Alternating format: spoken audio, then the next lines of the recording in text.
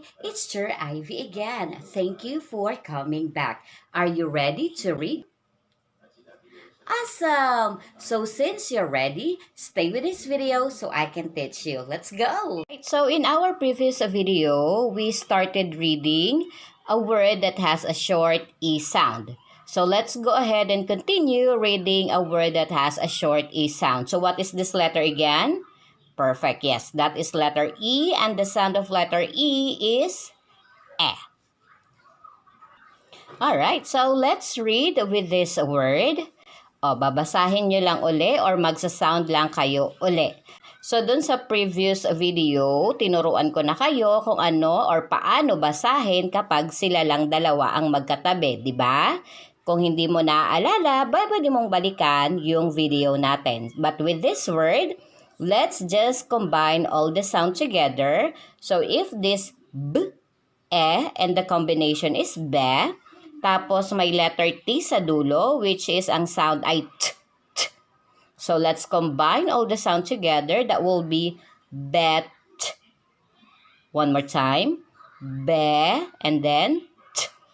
Diba ang dali? O, isa pa. Bet. Good job. Alright, so how about this word? O, ganun lang din. Ang sound neto, N. Tapos a combination ni E. So, sila ay ne. Tapos, samahan mo lang ng T sa dulo. So, that will be net. One more time. Ne. Tapos, T. Good job. How about this word? O, pagsasamahin mo lang itong dalawa. Ito, L. Tapos, may katabing E. Pagsamahin natin, le. Tapos, good job. Yes. T. So, that will be let. One more time. Let. Perfect. How about this word? So, pagsasamahin lang ulit natin. Di ba ang sound neto, G, tapos E. A combination ng dalawang yan ay ge. One more time. G, G, ge. Tapos, T. Good job. So, that will be get. And for this word, anong basa dito uli? Or ano ang sound neto uli? Yes, that is J, J. Tapos, pag pinagsama, J, and then T. So, let's combine all the sound together. That will be jet. One more time. Jet. Perfect. So yeah, if you're still here and have reached this part of my video, please tell me your location and leave your name in the comment section so I can get to know my students and mention you in my next video, okay?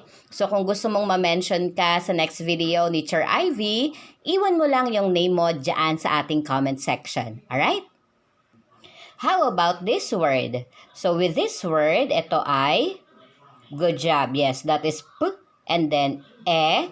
Pag pinagsama silang dalawa, yan ay P. And then, T. Good job. So, pag sama-samahin natin lahat ng sound, yan ay magiging P, P, P, P, T. Perfect. O, isa pa. P, T. And this one, this will be me. One more time. Me. Isa pa, met. This one, this will be se. Perfect, yes. Set. And this one, this will be v.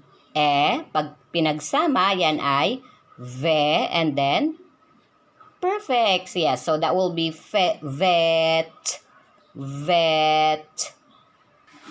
And this one, this will be we. Isa pa, wet. One more time, wet. And this one, this will be, alright, so let me help you. Ang sound neto, y, tapos e, pag pinagsama, ye. One more time, ye. Tapos idugtong mo yung sound ni letter T sa dulo, so that will be yet. One more time. Yet. Hello, everyone. If this video helps you learn how to read, please like and follow Chur Ivy's Facebook and TikTok account. Don't forget to share para madami pang maturuan si Chur Ivy bumasa. Also, you may visit her YouTube channel. Don't forget to like and subscribe. Alright, so let's start reading this word. So it's still the same, kailangan nyo pong mag-sound, okay? So kapag pinagsama nga uli sila, ano uli ang basa sa kanila? Yes, that is be. Tapos idudugtong mo lang yung sound ni letter S, which is S. And then, isusunod mo yung sound ni letter T, which is T. So let's combine all the sound together. That will be best. One more time. Best. Good job. Alright, so how about this word? So it's still the same, magsasound lang tayo palagi. How will you read these two letters kapag sila yung magkatabi?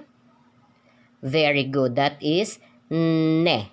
One more time, ne. Tapos, isusunod mo yung sound netong dalawa. Okay? So let's combine all the sound together. That will be nest. One more time, nest. Alright, so how about this word? So, pag pinagsama uli silang dalawa, ano ang sound? Yes, that is pe. Pe. Tapos, s. T. Alright, so let's combine all the sound together. That will be pest. One more time. Pest. And with this word, so silang dalawa ang basa pag pinagtabi ay re. Re. Tapos isunod mo lang uli itong dalawa. Okay? So let's read. That will be rest. One more time. Rest. Good job. How about this word? So ano nga uli ang sound neto? Good job. Yes, that is v. Tapos kapag may katabing good job. Yes, that is v.